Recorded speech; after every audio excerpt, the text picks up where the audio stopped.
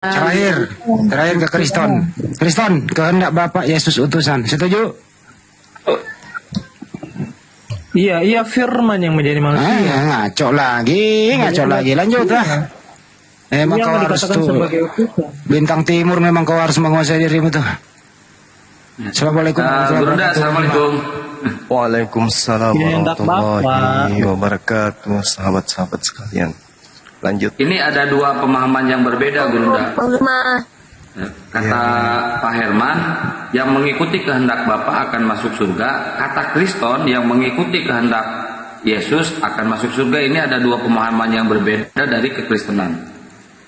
Nah, kehendak Bapa itu apa? Kehendak Bapa adalah kasihilah Tuhan Allahmu dengan segenap jiwamu, dengan segenap akal budimu. Hukum yang kedua adalah kasihilah sesamamu manusia seperti engkau mengasihi dirimu sendiri. Itu dua kehendak Bapa.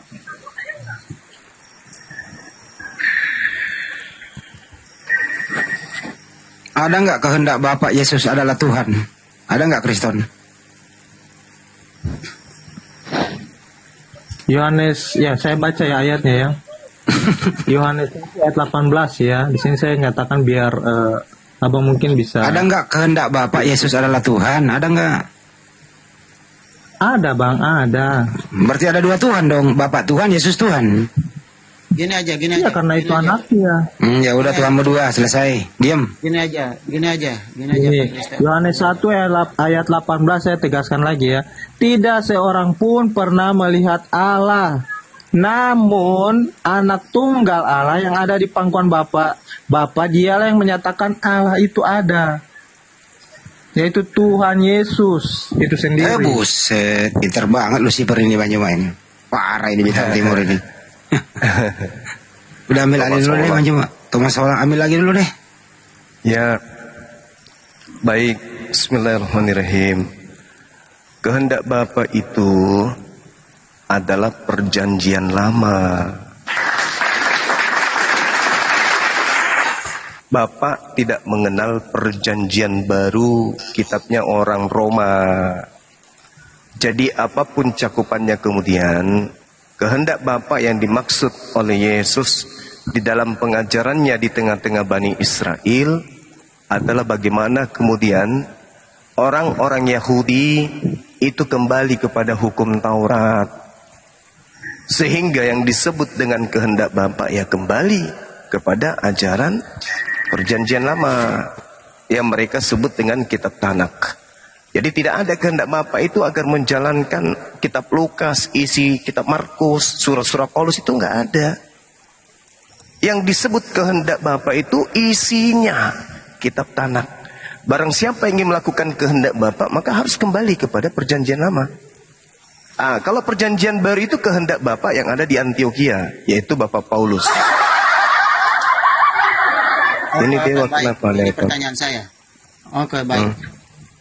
Pertanyaan saya, kehendak Bapa yang ada di perjanjian lama, oke, bisa juga masuk di poin, dan memang itu masuk di poin, oke. Yang kedua, dalam perjanjian lama tertulis kebenaran daripada Bapa di surga hal-hal yang baik, ya, yang untuk kita harus melakukan yang baik, ya, itu kan kehendak Bapa. Nah, kan seperti itu. Sekarang kehendak Bapa mengutus Nabi Muhammad sebagai nabi, mengutus Nabi Yesus sebagai nabi, itu kan kehendak Bapa di dalam kebenaran. Berarti kehendak Bapa di surga mengendaki supaya kita melakukan segala sesuatu yang baik, yang benar, yang tertulis dalam Al-Quran, yang tertulis di dalam Alkitab atau Bible. Kalau yang tidak melakukan kehendak Bapa di surga akan dihukum atau akan masuk neraka. Yaitu apa? Melakukan hal-hal yang jahat, membunuh orang, misalnya orang Kristen membunuh orang Muslim, atau namanya hal-hal yang jahat lah. Itu berarti bukan kehendak Bapa. Itu termasuk Lucifer yang melakukan kejahatan. Tapi kehendak Bapa berarti disimpulkan kebenaran. Yang melakukan kebenaran itu yang masuk surga. Kebenaran di mana? Ada di Alkitab, di Bible, ada di Al-Quran, ada di mana? Di Hindu, Buddha, di sana ada kebenaran. Itu aja, kita fokus saja di kebenaran. Kalau yang jahat-jahat tidak boleh lakukan, itu pekerjaan Lucifer. Itu aja kuncinya, jawabannya.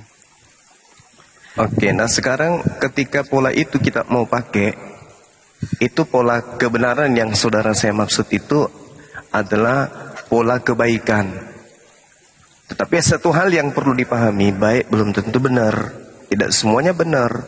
Baik iya, agama-agama, ajaran-ajaran, aliran kepercayaan yang barusan saudara sebutkan itu baik. Tapi baik itu adalah sesuatu yang satu keadaan yang berpasangan dengan keburukan. Nah, jadi kalau kebaikan itu pasangannya adalah keburukan. Yang jadi permasalahan di sini adalah kebenaran. Tidak semua hal yang Anda sebutkan tadi itu betul, benar. Tidak semua. Nah, sekarang kalau berbicara mengenai kebenaran, berarti harus polanya kepada firman Tuhan, bukan kepada perkataan manusia. Seperti misalnya terkait dengan penyaliban.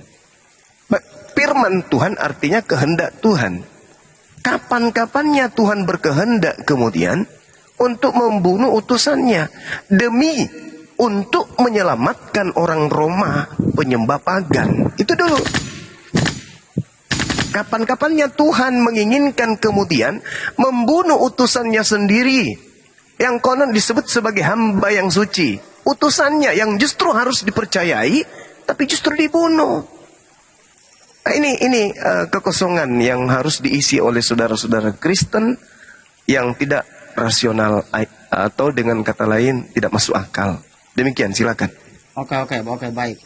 Jawaban maksudnya baik sekali ya sudah disampaikan. Terima kasih banyak. Jadi kehendak Bapa itu kan kebenaran. Kalau yang membunuh, misalnya membunuh Yesus, ya kan tadi disampaikan, kenapa hal itu terjadi? Menurut logika manusia, kalau memang Yesus itu benar, kenapa harus dibunuh? Berarti mereka-mereka yang tidak melakukan kehendak Bapa itu yang tidak masuk surga. Misalnya, yang membunuh Yesus di saat itu siapa? Ya kan, dari Raja Herodes dengan pasukannya kan? Itu kan mereka yang membunuh orang-orang benar, nabi-nabi yang benar dibunuh. Itu kan bukan kebenaran.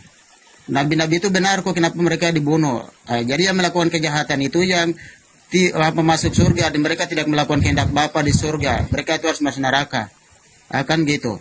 Kalau mau pertanyaan kepada Yesus kenapa harus disalibkan, berarti itu poin baru lagi yang kita harus bahas, itu baru lagi. Tapi ini kan mengenai kehendak Bapa di surga.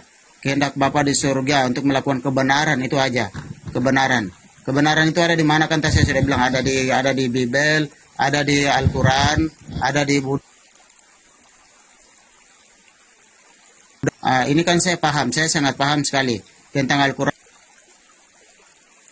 Ya, berarti ada baik-baiknya, ada yang benar, ada segala sesuatu yang benar ada di Al-Quran juga, bukan cuma hanya di Bible aja. Cuma harus dipersatukan, begitu. Kembali kepada pemahaman kita masing-masing. Jadi itu kebenarannya. Jadi kalau kita mau maksudnya poin baru yang mau kenapa Yesus itu benar harus disalibkan. Kenapa dia orang benar kok, dia utusan kok kenapa harus disalibkan. Berarti itu poin baru lagi yang kita harus bahas gitu.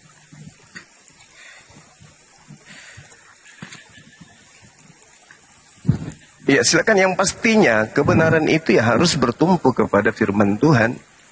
Di luar daripada firman itu tak ada kebenaran. Makanya saudara-saudara Kristen ini, kalau dikatakan mereka adalah orang benar dalam aspek keyakinan keagamaan, itu mustahil. Matius 30:23, Yesus menerangkan seluruh keturunan ular-ular, seluruh keturunan ular beludak disebut sendiri oleh Yesus sebagai orang-orang yang tidak akan pernah lepas dan tidak mungkin lolos dari api neraka. Itu orang-orang yang melakukan pembunuhan terhadap nabi-nabi, yang melakukan penyaliban terhadap nabi-nabi. Makanya Yesus hanya memberikan clue bahwasanya angkatan jahat dan juga orang yang tidak setia akan diberi tanda, yaitu bangkit pada hari ketiga. Jadi siapa yang mengimani kebangkitan pada hari ketiga, berarti mengimani, mempercayai kepada penyaliban. Percaya terhadap penyaliban berarti dia berkongko-kongko dengan ular beludak. Jadi tak ada keselamatan kemudian. Sedangkan Tuhan di dalam pengajaran agama samawi Itu tidak boleh kemudian melakukan pembunuhan terhadap orang yang benar. Makanya ada hukum rajam, ada hukum qisas. Karena Tuhan mengajarkan demikian. Ini tidak. Justru orang yang tidak bersalah yang dijadikan tumbal untuk dosa-dosa mereka yang bersalah. Ini tidak rasional, tidak seimbang antara akal jiwa manusia dan kitab suci. Itu tak seimbang dengan wahyu, maksud saya. Nah, dengan kata lain bahwasanya orang-orang yang percaya kepada penyaliban itu adalah serdadu-serdadu Lucifer, serdadu-serdadu iblis, pasukan iblis atau sekutu-sekutu iblis atau saudara-saudaranya iblis. Yang menjadikan penyaliban itu sebagai simbol kepercayaan, itu sekali lagi adalah orang-orang yang berkongko-kongko dengan iblis untuk durhaka kepada pencipta alam semesta. Itu pasti. Dan saya yakinkan. Baik menurut Al-Quran maupun menurut Bible. Demikian, silakan.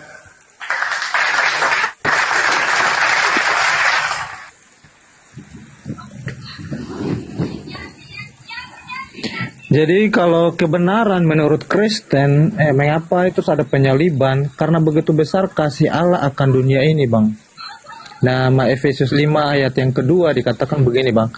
Sebab itu sebagai anak-anak yang terkasih, teladanilah Allah dan hiduplah di dalam kasih sebagaimana Kristus juga telah mengasihi kamu dan telah menyerahkan dirinya untuk kita sebagai persembahan dan kurban yang harum bagi Allah. Itu, Bang. Iya, tahu saya, kita ngerti. Kalau berbicara mengenai kurban, Al-Quran juga surah Al-Hajj ayat 34. Allah sudah mensyariatkan setiap umat untuk berkurban. Tapi hewan. Makanya di dalam ajaran Kristen, yang bukan merupakan ajaran Tuhan alam semesta, menjadikan anak Maria itu sebagai hewan. Dari sini nanti kita bisa tahu, ini plesetan. Plesetan artinya krusetan, artinya prosetan. Tuhan datang mengajarkan kemudian hampir di seluruh nabi memberi pesan. Bahkan Yesus sendiri memberi pesan. Matius 8 nomor 4, pergilah ke hadapan imam, perlihatkan diri kalian kepada imam-imam, lalu persembahkan persembahan yang diperintahkan oleh Nabi Musa. Nabi Musa memerintahkan persembahkan hewan, imamat 1, nomor 2, dan seterusnya. Jadi, dari sini aja, dari buah pengajaran, kurban hewan, itu diganti menjadi kurban manusia. Kurban hewan diganti menjadi kurban manusia. Dengan dibungkus, dengan perkataan, Yesus itu anak domba. Ini cara setan menyesatkan. Bagaimana mungkin seekor sapi dikatakan ini anak ayam? Inilah cara-cara yang tidak dipikirkan, yang diimani secara serampangan. Hanya modal percaya saja, asal yakin. Yang penting selamat. Mimpi. Mana mungkin kemudian Maria melahirkan anak kambing, anak domba? Tidak mungkin. Tapi kenapa ada manusia miliaran katanya pintar, cerdas, profesor, doktor, tapi cupu dalam hal keyakinan? Umat linglung tidak bisa membedakan antara manusia dengan domba. Coba pikirkan saja itu. Dari mana aspeknya kemudian? Aspek apa yang kita ingin pakai? Yesus kok disebut anak binatang, anak domba? Hanya demi untuk menjadikan dia sebagai korban tumbal sesajen di atas tiang salib. Sadar nggak kalian itu? Sadar nggak saudara-saudara Kristenku ini? Bahwa yang kalian katakan anak ayam itu adalah sapi. Bahwa yang kalian katakan anak domba itu adalah manusia. Ini hal yang mungkin anda semua anggap sepele. Tapi cobalah renungkan. Coba bikin teh dulu, duduk, renungkan. Betulkah Maria melahirkan anak kambing? Betulkah Tuhan memberikan legitimasi kemudian untuk mempersembahkan kurban pendamaian, dosa atau tolak bala atau apapun ceritanya dengan mempersembahkan anak manusia? Benarkah demikian? Adakah polanya? Adakah instruksinya? Adakah perintahnya? Tidak ada. Satu-satunya agama di atas muka bumi ini yang punya kekuatan untuk mensuplai doktrin dogma ke otak anak cucu Adam itu hanya agama Kristen. Doktrin dan dogma yang tidak rasional. Padahal harta yang paling berharga bagi kita itu adalah akal. Akal dikebiri, akal dimatikan. Demi untuk kesenangan duniawi. Begitu ditanya, adakah Tuhan mengajarkan mempersembahkan anak manusia? Tak ada. Adakah Yesus mengajarkan mempersembahkan diri? Tak ada. Jadi, coba renungkan lagi lah. Renungkan lagi. Renungkan lagi. Adakah Tuhan meminta persembahan darah manusia? Adakah Tuhan kemudian menginginkan itu? Adakah Tuhan memberikan jalan keselamatan dan dengan cara membunuh anak orang? Tak ada sama sekali. Bahkan membunuh domba orang saja, kambingnya orang saja, tanpa izin dari ibunya, dari empunya, itu dosa besar. Apalagi membunuh anaknya orang, membunuh hamba Tuhan yang tak berdosa. Nah, coba direnungkan. Bukan saya menggurui, tapi saya cuma menggeliti akal sehat saudara. Silakan.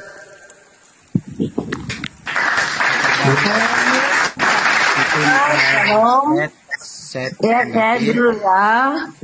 Gini ya Bang Suma, itu kata anak domba, itu bahasa kiasan Bang Suma. Anak domba lah. Ketika Rasul Yohanes menulis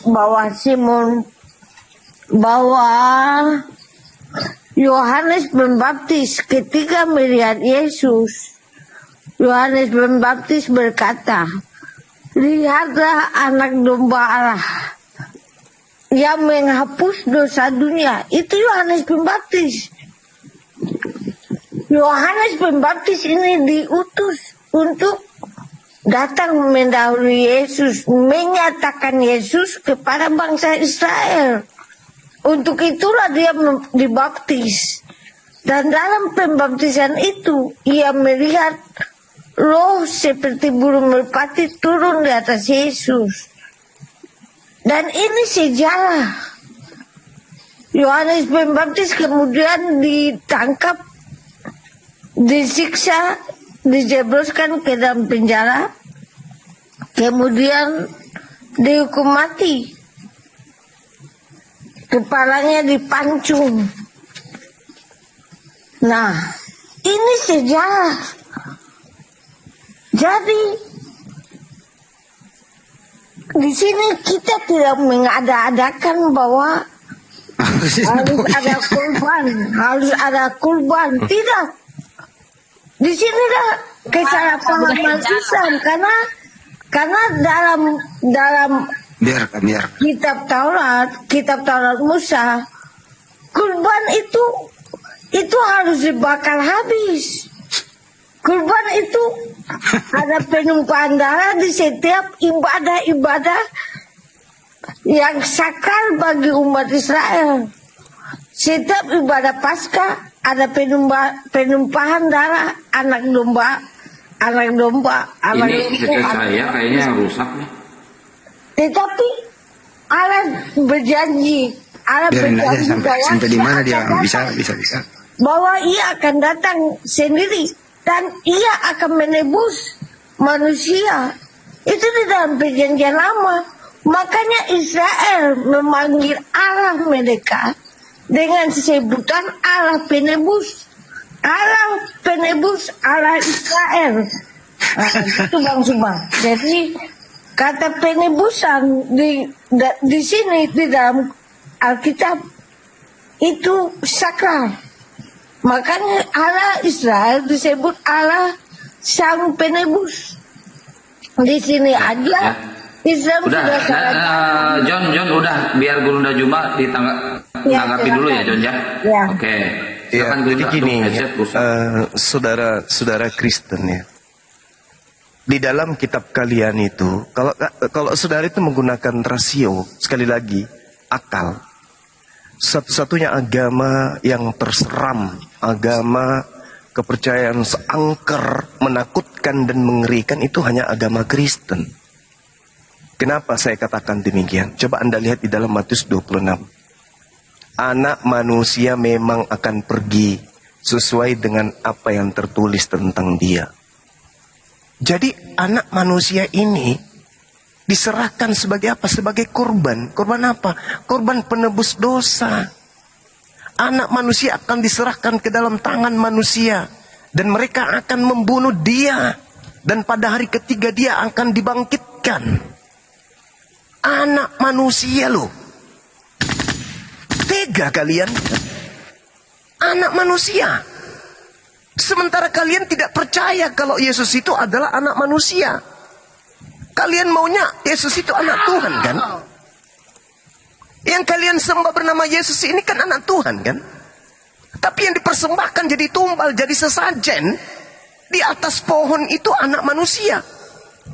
Mana rasio kalian coba?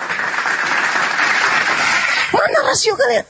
Sementara polanya di dalam kitabnya orang Yahudi, berbicaralah kepada orang Israel. Ini firman Tuhan. Katakan kepada mereka, apabila mereka atau seseorang di antara mereka hendak mempersembahkan persembahan kepada Tuhan, haruslah persembahan mereka itu yang dipersembahkan adalah hewan ternak. Ini dalil. Yesus minta agar mereka mengasihi Elohim, mengasihi Tuhan. Mengasihi Tuhan berarti taat terhadap perintah Tuhan. Bukan melanggar perintah Tuhan. Mana dalil pembenarannya? Mempersembahkan tumbal dengan memberikan korban anak manusia. Mana? Mana dalil itu? Mana? Di mana kita harus mengambil dalil itu? Kecuali pesan-pesan yang muncul di dalam kitab independen yang milik Kristen, yang Yesus sendiri tak tahu untuk mengenal, tidak tahu menahu tentang kitab itu. Ini celaka. Berbicaralah kepada orang Israel. Katakanlah kepada mereka, apabila seseorang di antaramu hendak mempersembahkan persembahan kepada Tuhan, haruslah mempersembahkan persembahan dari hewan ternak, lembu, sapi, kambing, domba. Ini bukan perintah kepada Kristen. Ini perintah kepada Bani Israel. Penyaliban itu tak ada hubungannya dengan persembahan-persembahan. Tidak ada. Penyaliban terjadi karena unsur politik, tidak inginnya bangsa Israel, bangsanya dirampas, tempat sucinya diambil oleh bangsa Romawi. Tak ada cerita. Muncul Kristen belakangan berasal dari Romawi. Yang mengambil tragedi penggantungan anak orang di atas pohon sebagai simbol keagamaan kemudian.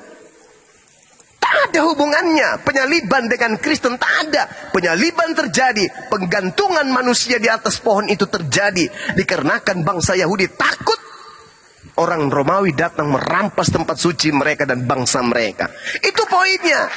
Baca di dalam kitab Yohanes 11 nomor 45 sampai nomor 53 atau sampai nomor 57. Bagaimana Yesus bersembunyi dari kejaran orang-orang Yahudi. Dia tidak mau dibunuh. Dan Anda baca di dalam Yohanes 8 bagaimana Yesus mengutuk orang-orang yang kemudian ingin membunuhnya. Yesus mengatakan orang yang ingin membunuhnya adalah orang yang menyembah kepada iblis. Baca Yohanes 8. Jadi orang yang dipersembahkan di atas pohon, di atas salib itu adalah persembahan kepada setan. Itu persembahan kepada iblis. Makanya dalam kitabnya orang Yahudi dikatakan di Imamat 18:21, janganlah kau serahkan seorang dari anakmu untuk kau persembahkan kepada dewa Molok. Itu dalil. Jangan katanya. Terus dari mana Kristen agama dari barat ini tiba-tiba menjadikan kemudian anak Maria sebagai simbol, sesajen, tumbal untuk dosa-dosa orang Roma? Dari mana dasarnya? Apa poinnya? Yang bisa kita ambil, kita petik, lalu kita sambungkan dengan pengajaran para nabi? Ada? Nggak ada.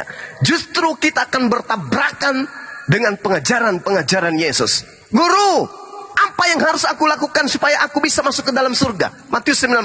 Apa kata Yesus? Jangan kau membunuh. Itu Yesus. Bagaimana dengan Elohim? Keluaran 23 nomor 7. Jangan kau sebarkan dusta. Jangan kau membunuh orang yang tidak bersalah. Sebab aku Tuhan tidak membenarkan pembunuhan terhadap orang yang benar. Itu dalil. Lalu saudara Kristen ini tiba-tiba muncul kucuk. Tak ada nabi, tak ada rasul, tak ada kitab suci, tiba-tiba saja membawa agama, keyakinan, ada rasulnya, ada nabinya, ada kitabnya. Entah dari mana datangnya. Lalu kemudian melegalkan pembunuhan terhadap anaknya orang. Coba sekali lagi saya katakan kepada saudara, di dalam kitab saudara Matius 17, pada waktu Yesus dan muridnya bersama-sama di Galilea, ia berkata kepada mereka, Yesus berkata kepada mereka, anak manusia akan diserahkan. Betulkah ini adalah kambing? Betulkah ini adalah domba? Ini bukan domba. Kalian keciduk mempersembahkan anak manusia kepada dewa Molok. Ini dalil. Lalu Matius ini siapa? Penulis Matius ini siapa? Kita tidak tahu. Kita tidak ngerti ini Matius siapa. Kitab Matius ini ditulis oleh siapa? Tak ada satupun orang Kristen yang paham dengan betul siapa penulis kitab Matius ini. Gak ada. Buku Matius itu gelap. Tidak tahu siapa penulisnya. Hanya sangkaan dan praduga bapak-bapak gereja saja. Oh, ini ditulis tahun 60-an. Oh, ini ditulis tahun 130-an Masehi. Penulisnya siapa? Tak ada satupun orang Kristen yang berani mengatakan penulisnya adalah Matius. Tak ada. Tak ada dalil itu. Tak ada. Yang menulisnya orang yang tidak dikenali. Coba Anda baca dalam Matius 9 nomor 9. Orang yang tidak dikenali ini memberikan konsep. Orang yang tidak dikenali ini mengajarkan sebuah dogma. Apa dogmanya? Anak manusia akan diserahkan ke dalam tangan manusia. Ini belum seberapa nih. Ada lagi nanti. Darahnya, dagingnya. Kita makan, kita minum untuk dosa-dosa dunia. Apa? Dari mana polanya coba? Jangan kau mempersembahkan anak manusia kepada dewa Molok. Sebab aku Tuhan yang akan menentang orang itu dan akan membunuhnya, melenyapkannya dari tengah-tengah bangsanya. Imamat 20 nomor 3. Makanya Yesus mengatakan jangan membunuh, jangan membunuh, jangan membunuh. Maka pada ending yang terakhir kemudian adalah ketika kita bedah di pisau akademisi, kita ajak teman-teman Kristen yang STT sampai S5, S7. Kita panggil mereka. Coba kamu ajarkan ke kami umat Islam ini sebagai benteng akidah umat Islam yang senantiasa akan kalian murtadkan. Ajarkan kepada kami, betulkah kemudian penyaliban itu adalah hadiah dari Elohim, hadiah dari pencipta alam semesta, hadiah dari Tuhan yang maha tinggi? Adakah dalilnya? Adakah simbol-simbolnya? Atau jangan-jangan penyaliban itu adalah hadiah mutlak dari dunia alam gelap kepada mereka yang memiliki akal cupu yang tidak mengerti tentang kitab suci? Adakah di antara Kristen yang bisa memberikan ajaran ke kami umat Islam yang senantiasa dikejar untuk dimurtadkan, yang menjadi korban kristenisasi? Adakah bahwa Tuhan menghadiahkan anaknya di atas muka bumi ini untuk menjadi tumbal di atas tiang salib? Adakah? Atau jangan-jangan sekali lagi penyaliban yang terjadi adalah rekayasa iblis untuk menyesatkan anak keturunan Adam. Kenapa saya bisa mengatakan itu? Karena Yesus mengatakan dalam Matius 12, angkatan jahat ini minta satu tanda, dan tidak akan diberikan satu tanda apapun melainkan tanda Yunus. Sebab anak manusia akan berada di dalam perut bumi selama 3 hari 3 malam. Kalau 3 hari 3 malam, wajib hukumnya dia bangkit pada hari ketiga. Artinya orang yang percaya akan kebangkitan hari ketiga, semuanya adalah orang yang hidup dalam naungan angkatan jahat. Kecuali 10 detik terakhir, kecuali ada dari cendekiawan, ada dari orang hebatnya Kristen yang mampu berdiri menggaungkan Tuhan menginginkan pembunuhan terhadap anak Maria. Ini dalilnya. Tunjukkan ke kami. Jangan mengatakan ada di nubuatan Yesaya 53. Aduh, jangan. Jangan, nanti kami muntah mendengarkan itu. Jangan mengatakan ini adalah penggenapan. Penggenapan apa? Penggenapan tuyul. Baca Matius 23. Yesus mengutuk, menyumpahi, sumpah serapah semua keluar dari mulut Yesus terhadap penyalib-penyalib para nabi. Jadi bagaimana mungkin penyaliban itu adalah sesuatu yang mendatangkan kebaikan?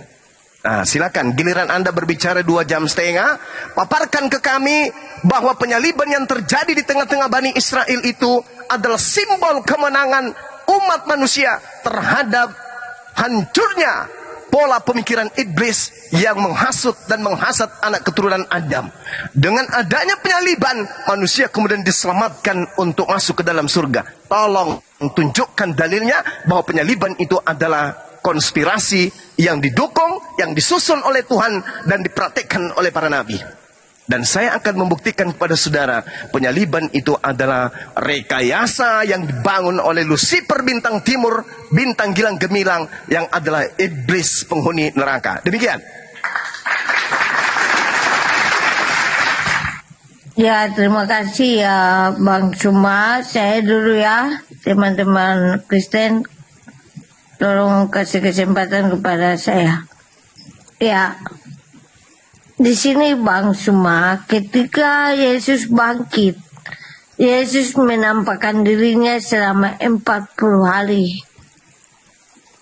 Berulang-ulang Yesus datang mengajarkan dan membuka pikiran para murid itu untuk memahami nubuatan dari kitab-kitab perjanjian lama, kitab Taurat, kitab Yesaya, yang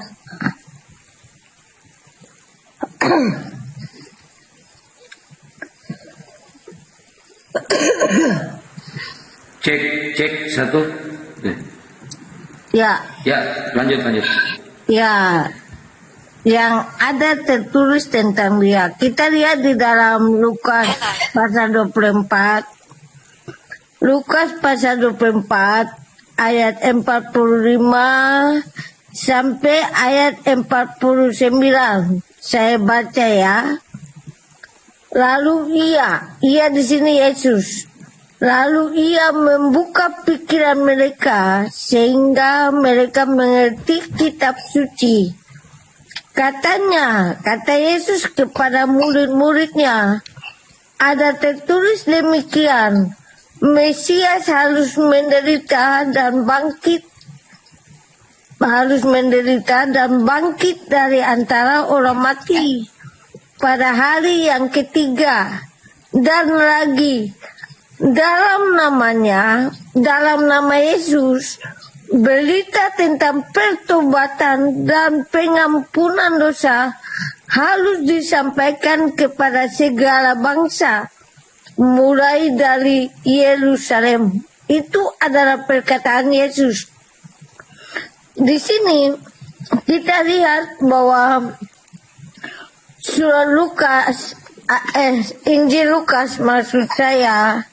Injil Lukas ini menulis berdasarkan saksi-saksi mata. Jadi saksi-saksi mata ialah rasul-rasul sendiri. Lukas ini berteman dengan para rasul. Dalam Injil Lukas pasal pertama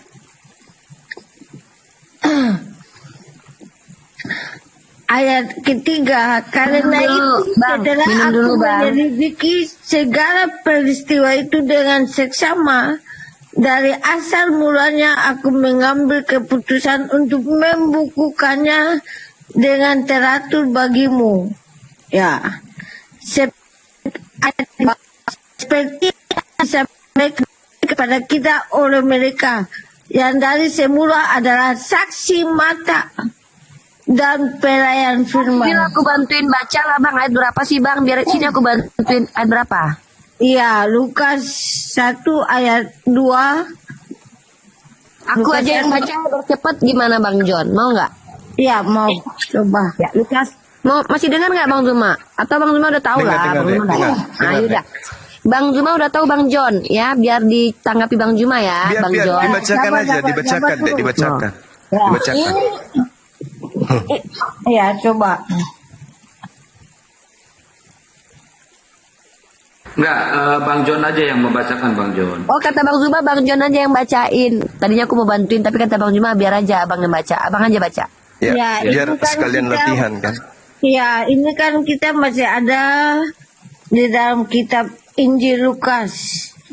Jadi Injil Lukas menulis kitabnya berdasarkan saksi mata dan perayaan firman.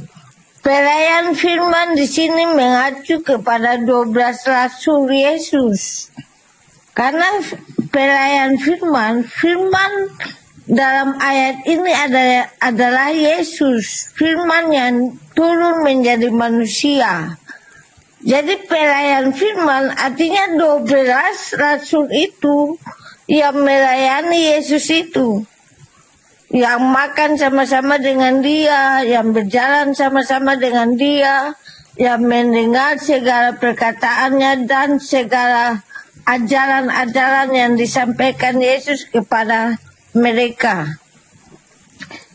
Ini sangat menarik ketika di penghabisan dari kitab Lukas, kita bisa melihat bahwa ternyata